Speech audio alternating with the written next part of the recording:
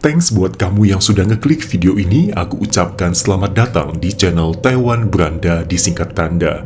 Untuk kamu yang baru pertama kali datang ke channel ini, perkenalkan, aku adalah Mr. Tanda. Taiwan Beranda dan aku, Mr. Tanda, akan mengisahkan Taiwan dan dunia dari sisi dan tentunya dengan cara yang berbeda. Jangan lupa untuk subscribe channel ini dan bagikan ke teman kamu. Pastikan kamu adalah yang pertama tahu ketika aku upload video baru. Dan di channel ini, aku akan membagikan kisah mistis, kriminal, dan tragedi dari Taiwan, dan juga dari belahan dunia lainnya.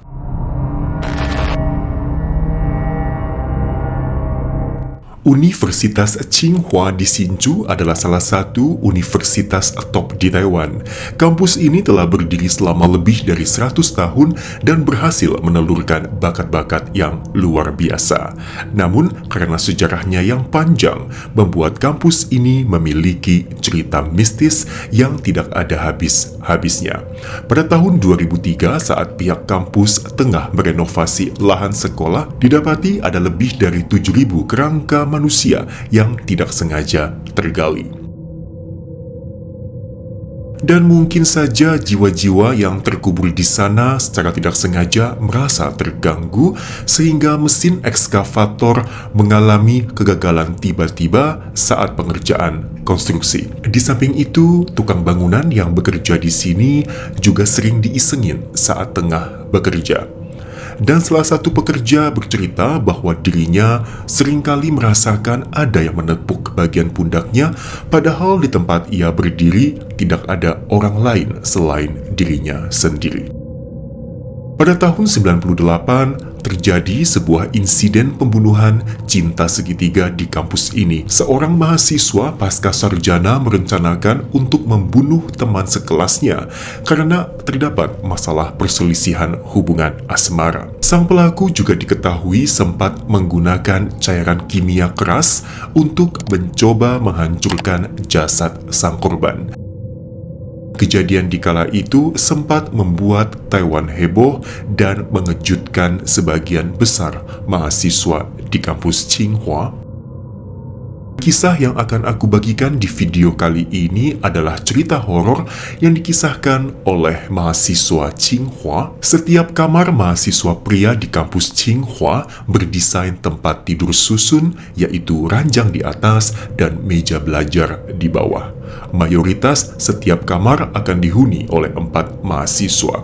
Dan kamar yang ditempati oleh orang yang menuliskan cerita ini di kala itu hanya dihuni oleh 3 orang karena salah satu dari mereka dipindahkan kamar asramanya dan yang menempati kamar itu sebut saja namanya Adi, Steve, dan Robi. Pada suatu malam, Adi begadang mengerjakan laporan yang harus dikumpulkan esok hari. Malam itu hanya ada lampu belajar milik Adi yang masih menyala, sedangkan 2 temannya yaitu Steve dan Robi sudah tertidur pulas di ranjang masing-masing. Kira-kira pukul 1:30 malam, Adi pun naik ranjangnya untuk tidur.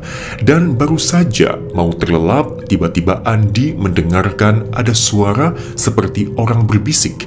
Andi yang dikala itu sudah males untuk berdiri, ia pun berusaha untuk cuek terhadap suara itu. Mungkin itu suara dari luar, demikian ucap Adi dalam hatinya.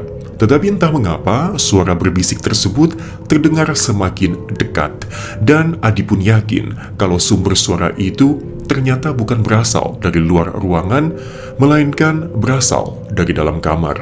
Dan tidak berapa lama, suara tersebut pun mulai mendekat, dan kali ini berada tepat di bawah kaki Adi. Dan dengan segala keberaniannya, Adi pun kemudian membuka mata dan mencoba melihat ke area sekelilingnya.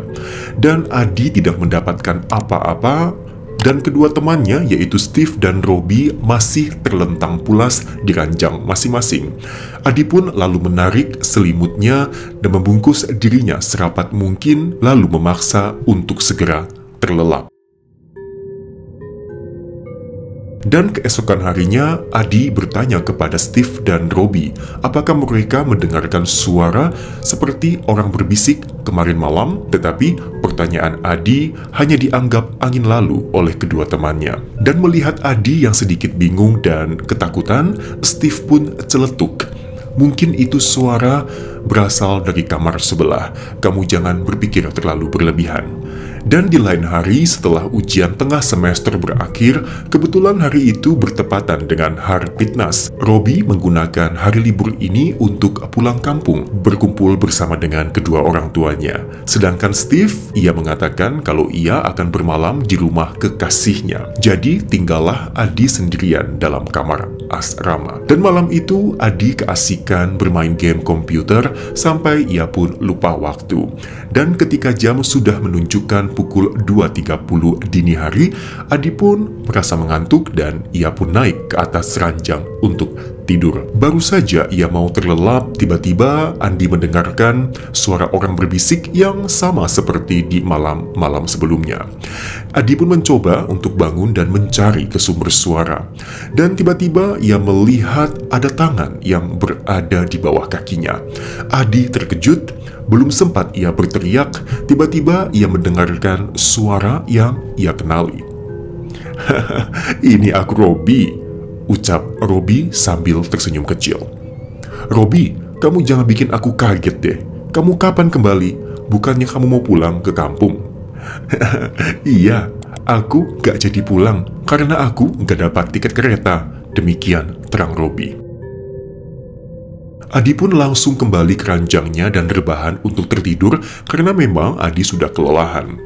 Sebelum tidur, Adi sempat menggerutu dalam hatinya. "Lagian si Robbie ini aneh-aneh aja. Udah malam begini kok bikin orang kaget. Udah tahu mau pulang kampung, kok nggak booking tiket dari jauh-jauh hari?" Dan tidak lama, Adi pun tertidur. Sekitar pukul 11 pagi, Adi pun terbangun dan ia mendapati kalau Robbie sudah tidak berada dalam kamar. Pasti anak itu keluar pergi olahraga. Demikian pikir Adi dalam hatinya. Dan tanpa berpikir terlalu panjang, Adi pun kemudian menyalakan komputer dan ia melanjutkan permainan semalam yang belum ia selesaikan. Ketika tengah asik bermain, waktu pun berlalu, tiba-tiba pintu kamar terbuka dan kali ini malah muncul si Steve.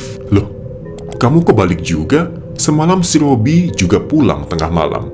Terus dia pulang diam-diam lagi. Bikin aku kaget saja," demikian terang Adi. "Hah? Kamu gak salah? Robbie udah pulang ke kampungnya loh. Karena aku yang anterin dia ke stasiun dan aku lihat kok dia masuk ke dalam kereta," demikian kata Steve. Mendengarkan hal ini, Adi pun langsung terdiam. Kemudian, Adi mencoba untuk menelepon HP Robbie guna memastikan. Dan ketika Robbie angkat telepon, Adi bertanya, "Robbie, kamu di mana sekarang?" "Aku di rumah orang tua aku loh," jawab Robbie. "Bukannya kamu semalam kembali ke kampus? Kamu juga bilang kalau kamu nggak kebagian tiket," bingung Adi. "Kamu mimpi kali. Aku udah tiba di rumah orang tuaku semenjak kemarin sore loh," demikian jawab Robbie. Di saat ini, Adi hanya tertegun dan terdiam pucat. Melihat temannya syok, Steve pun mencoba untuk menenangkan Adi. Dan setelah sedikit tenang, Adi pun kembali berkutat dengan komputernya, sedangkan Steve memutuskan untuk pergi keluar beli makanan. Dan sekitar 10 menit berlalu, ponsel Adi pun berbunyi, dan kali ini Steve yang menelepon. Anak ini pasti lupa bawa dompet," demikian bisik Adi dalam hatinya. Dan baru saja ia mengangkat telepon, Steve yang di seberang sana pun berkata, "Halo, Adi ya? Adi, kamu sibuk gak hari ini? Tolong dong ambilkan paket aku di ruang satpam, soalnya aku 2 hari ini masih harus tinggal di rumah pacarku. Tolong ya, thank you." Adi yang mendengarkan perkataan itu langsung terkejut. Jadi siapa yang tadi di kamarku? Bukannya Steve baru kembali dari rumah kekasihnya? Demikian ucap Adi dalam hatinya. Dan di saat inilah tiba-tiba pintu kamar Adi kembali terbuka dan ia pun melihat sosok yang menyerupai temannya, yaitu Steve, berdiri tepat di depan pintu sambil tersenyum kecil dan menatapnya dengan tatapan yang kosong.